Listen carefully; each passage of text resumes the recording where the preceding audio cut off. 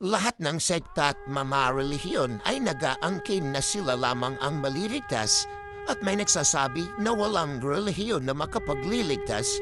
Hindi masama ang magangkin ng kaligtasan kung mayroong sapat na ebidensya mula sa Biblia. Napatunayan sa Biblia na hindi lahat na nagsasabi na may relasyon siya sa Diyos ay maliligtas. Mateo 7:21 at Lucas 6:46.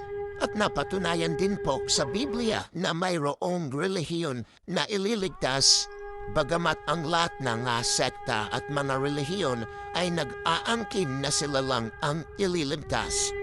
Ngunit ating sinuring mabuti ang lahat ng mga relihiyon kung alin talata sa Biblia na may patunay na ang kanilang relihiyon ay ililigtas, at kung sakali man na ito'y kanilang mababasa, ay hindi po ako, kami, at yung mga nagsusuri at naghahanap pa ng tiyak na kaligtasan ay hindi kami magdadalawang isip na umanib sa kanila.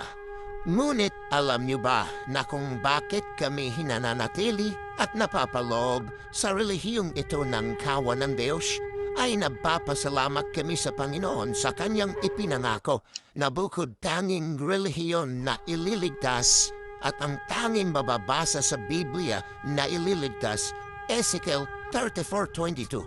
Kaya't aking ililigtas ang aking kawan at hindi na sila magiging samsam at ako'y hahatol sa tupa at tupa.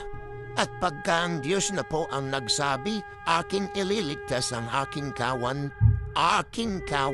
sa makatuwid ang kawan ng Diyos ang ililigtas na relihiyon. At mismo na Apostol Pedro ang nagpatunay na itong kawan o relihiyon na ililigtas na ang pangalan ng kawan na ito ay ang kawan ng Diyos. Ayon mismo sa sinabi ni Pedro, unang Pedro 5:2, feed the flock of God. Pangalagaan ninyo ang kawan ng Diyos.